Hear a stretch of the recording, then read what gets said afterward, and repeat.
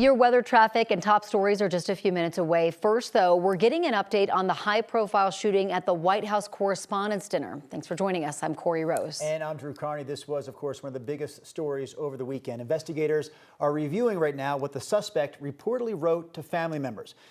Supposedly, the suspect wrote this to family members right before the attack happened. He is expected to be charged later today. So again, this was the big story over the weekend. Saturday night, the Correspondents' Dinner in Washington, D.C. A suspect is in custody, and they are expected to be charged later today. In just a moment, we're going to walk you through how exactly this suspect made it through. We know he got about 60 feet away from the entrance to where all of the politicians and journalists were all sitting in the White House Correspondents' Dinner. And we're going to show you how this suspect was able to make it through. Yeah, we do know that shots were fired about 50 yards from where the delegates and the guests at that dinner were sitting, so really close to the action, of course. And we saw Secret Service arrive there on the stage, getting President Trump off the stage on Saturday night. We're going to bring you a report here from Washington, D.C. Reporter Karen Kafa is in D.C. this morning. She's been covering the story for the last couple of days, and she is going to bring us the latest right here. Again, the latest from Washington, D.C.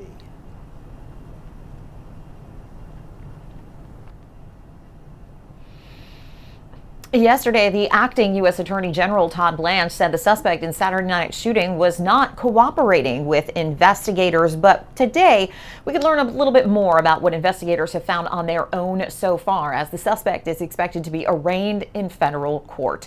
Meanwhile, President Trump told CBS News on Sunday he wasn't worried as shots rang out. I wasn't worried. I understand life. We live in a crazy world. President Donald Trump, in an interview that aired on CBS 60 Minutes Sunday, insisted that the White House Correspondents' Dinner be rescheduled after gunshots outside the ballroom prompted chaos Saturday night. We should do it within 30 days, and they'll have even more security, and they'll have bigger perimeter security. It'll be fine. Law enforcement officials on both sides of the country spent Sunday digging into the life and possible motives of 31-year-old Cole Thomas Allen. The California teacher has been identified by authorities as the alleged gunman who charged a security checkpoint outside the Washington ballroom, where the president, vice president, cabinet members, and congressional leaders were in attendance. Had an explosive device gone off, you would have knocked out the president, vice president, speaker, the three in line of succession. In writing shared with family just prior to the shooting, the suspect described himself as, quote, the friendly federal assassin, a source said. This is moving these types of individuals from intent to action. And that new threat vector is very concerning to the FBI, the Secret Service, and anybody who engages in, protective responsibilities. Allen's family notified police of his writings, the White House said, just minutes before the incident took place. And authorities say that in that note that the suspect allegedly sent to family members before the attack, he said he intended to target administration officials and expressed his political anger. Now, the suspect expected to be arraigned in federal court today, facing at least 2 charges, according to the U.S. Attorney here in D.C., using a firearm during a crime of violence and assault on a federal officer using a dangerous weapon, although it is possible that additional charges could be filed. Live in Washington this morning, I'm Karen Kafa. Now back to you. Karen, thank you. Now, to put this all into perspective, our team has put together a look at the layout of the hotel. The shooter made it past the lobby and then down the stairs to the security checkpoint. He actually made it past the checkpoint, but never got inside. He made it about 60 feet before Secret Service stopped him. Shots were fired about 50 yards away from the entrance to the ballroom where the president and all of the other guests were gathered. We will continue to update you as we learn more about the investigation. To stay in the loop, scan the QR code on your screen. You can take us with you and stream 9 News Now on all of your devices, all for free. We do have some breaking news to get to right now that could impact the morning commute. Take a look at this large plume of smoke near Santa Fe and Bellevue. South Metro Fire says this may be a hazmat situation. 9 News reporter Courtney Yoon arrived at the scene about 20 minutes ago. So, Courtney, we're going to bring you into the mix here. What have you learned so far about this fire? Hey, good morning, Corey and Drew. I just got off the phone with South Metro Fire Rescue, and they're telling me that this is a vehicle fire. The vehicle is located on Santa Fe Avenue, and you can see behind me here the large plume of smoke that is leaving behind. You can still see those really enormous huge active flames that we're seeing all the way a couple blocks south of where this, or north of where this is happening. So again, a vehicle fire. South Metro Fire Rescue told me that they did confirm it is a fuel tanker, so that's why they're dealing with a hazmat situation here this morning, and you're seeing the result of that right now live on your screen. So they're responding to that commercial carrier fire involving a potential hazmat component. They do have a hazmat team en route right now. We did notice this fire probably around 5:20 this morning. We were in Sheridan covering a different story and turned around and just saw this huge, giant black plume of smoke. So we started going towards the fire. At the time, Santa Fe was still open near Oxford. I believe it is Santa Fe is now shut down at Oxford. South Metro Fire Rescue tells me that this is still just a vehicle fire, but they are worried about buildings surrounding that area. No buildings are on fire right now, but they are worried about that component. So they're sending additional resources, additional crews to this fire right now. We're not sure exactly what time it started at, but it's been at least in the last hour that this fire has been going on, and we can just smell the smoke here as well. You see this frontage road in front of us. This is kind of where cars are being diverted from Oxford off of Santa Fe onto this frontage road here. But we'll be sure to keep you updated. We're keeping a close watch on this fire here. We haven't heard about any injuries or if anyone was hurt in this fire at this point, but we'll be sure to bring you updates once we have them. Live in Sheridan, Courtney Yoon, 9 News. All right, we appreciate that update there, Courtney. We have learned in just the last few minutes that there could be some road closures because of this fire. And because of that, our Keely Chalmers has called a traffic impact alert. Keely, what are we seeing on the roads right now? Yeah, no question. This is one area you're going to want to avoid. It's a hazmat situation, a volatile situation. So again, you're definitely going to want to avoid that. You can see the plume of smoke here continuing to billow out over the Littleton area, Highlands Ranch area, because of that fire. Let's take you to your travel maps right now and show you some of those problems. So here is the issue right now, and you can see this is where that closure is. Again, this is southbound Santa Fe, likely closed. You can see certainly back up all the way back to Oxford.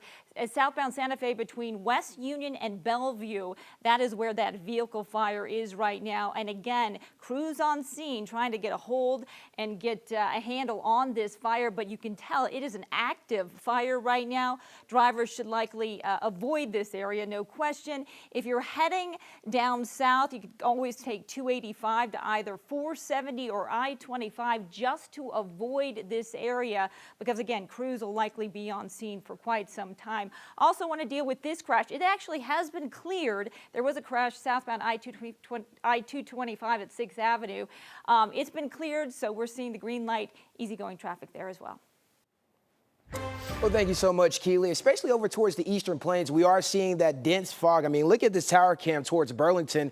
Can't really see a lot. I mean, looking at visibility, you can see their visibility is about 2.5, and that dense fog is slowly making an impact towards the metro area as well. Noticing Akron, your visibility about 1.7. So we saw that beautiful sunrise this morning. We're not really expecting a whole lot of sunshine today. Rain chances really starting to intensify and increase as we head into this afternoon. So looking at your current temperatures, we are on the cooler side. The mid-30s at the airport, low 40s in Centennial, especially here in downtown Denver. And you see that fog starting to move in as well. So here's live radar, noticing the isolated showers towards the Eastern Plains. Rain chances really start to ramp up as we head into this afternoon, talking about 3 p.m. to 9 p.m., but I can't rule out maybe some drizzle early on this morning. What's in my forecast today? Only the low 50s, 54 degrees, and later on in the show, we'll talk more in detail about what to expect for the rest of this week and the timing of when you can see some rain in your area.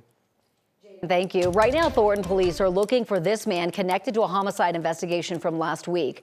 Officials identified him as 35-year-old Joshua Pittman. Police say Pittman and the victim knew each other. They do not believe the incident was random. Officers found a woman dead during a welfare check Friday morning near Pecos Street and 100th Avenue.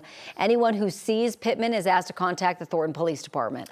Caden Seitz, the 27-year-old hunter who had been missing for over a week, was found dead over the weekend. The Chaffee County Sheriff's Office said his body was found in the wilderness near a creek about 1.5 miles from where his truck was abandoned. They say his body was found by volunteer searchers. It's possible he may have fallen. The investigation, though, is still underway. Bottom line, they say foul play is not suspected.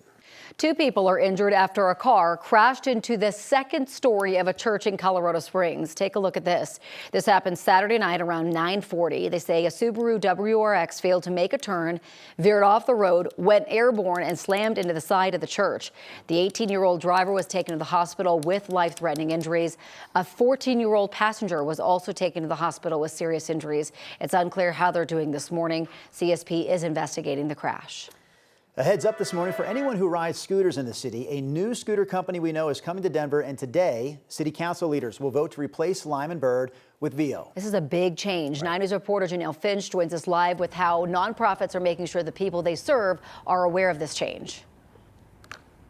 Yeah, Lime serves about 30,000 Denver riders who use their Access program. That's affordability program with discounted rides. Bird services about 7,000 riders who are low income. Lime says in making this transition, they want to make sure that affordable rides are maintained. If approved, Vio would bring scooters to the city of Denver on a 3-year contract. Vio is expected to bring those wider access programs. The Department of Transportation claims transitioning to one company will lower costs, simplify the system, and expand access.